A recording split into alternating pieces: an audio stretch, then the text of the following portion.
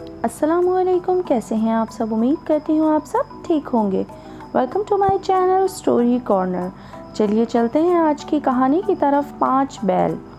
दरियाए गोदावरी के किनारे एक बहुत बड़ा जंगल था। इस जंगल में किस्म किस्म के दरख्त, बेलें और बेशुमार पौधे और झाड़ियाँ थीं।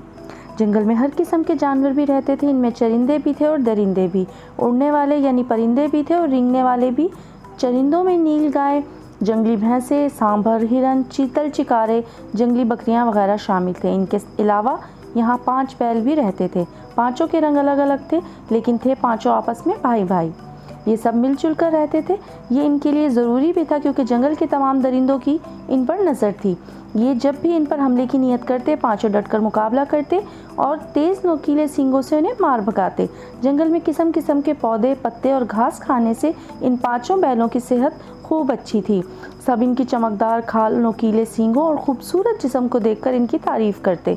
इनकी ताकत और कुव्वत को भी सब मानते थे। इनके दुश्मनों की जब भी इन पर नज़र पड़ती तो इनके मुंह में पानी भर आता। आखिर एक दिन इन सब ने एक मीटिंग की और इन बैलों को चट करने की तजवीज़ें सोचने लगे।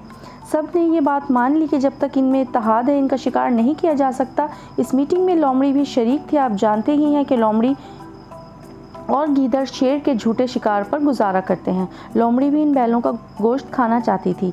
इन्होंने शेर की इजाज़त से इन बैलों पर फूट डालने की ठानी। अगली सुबह वो घूमती घामती 5 भाइयों के करीब पहुंची। इनमें से 4 इस वक्त फिर रहे थे और एक ऊंची जगह खड़ा पहरा दे रहा था। लोमड़ी को आता देखकर वो इसकी तरफ मुड़ा।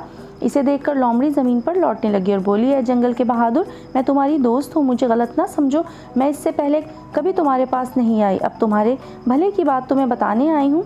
इस पर वो बैल नरम पड़ गया और लोमड़ी के पास आ गया। लोमड़ी ने इसे बताया कि कल पानी पीते हुए सफ़ेद बैल लाल बैल से तुम्हारी स्याह और भूरे बैल की शिकायत कर रहा था कि तुम इनके हिस्से की घास खा जाते हो। बगैर लोमड़ी ने अपनी तरफ से झूठी सच्ची बातें कही। नादान बैल इसकी बातों में आ गया और रात चारों से लड़कर दूसरी वादी में सोने चला गया। अगले रोज़ इसने इसी किस्म की बात दूसरे बैल से की और वो भी लड़ने लगा। आखिर इनमें से एक ने कहा, अलग होने से पहले हमें ये देखना चाहिए कि हमारा एक भाई जो अलग हो गया था किस हाल में है। अगर वो खुश है तो हम भी अलग हो जाएंगे। वो चारों इसकी तलाश में निकले तो इन्हें इसकी कटी फटी खाल और बची हुई हड्डियां मिली, जिन्हें लोमड़ी चबा रही थी। चारों ने लोमड़ी की चाल समझ ली और इससे पहले कि वो भागती, इसे घेर कर मार दिया। अपने भाई की याद में खूब रोए और आइंदा मिलजुल कर रहने का पक्का वादा किया। इसके बाद कोई इन्हें अलग न कर सका। सबकी नज़र में इनकी बड़ी इज्जत थी और सब इनसे डरते थे। उम्मीद करती हूँ ये सबक आमोज़ कहानी आप सबको पसंद आई होगी। फिर मिलेंगे एक नई कहानी के साथ। तब तक के लिए अल्लाह हाफिज़। जाते जाते चैनल को सब्सक्राइब, वीडियो को लाइक और शेयर करते जाएं। शुक्रिया।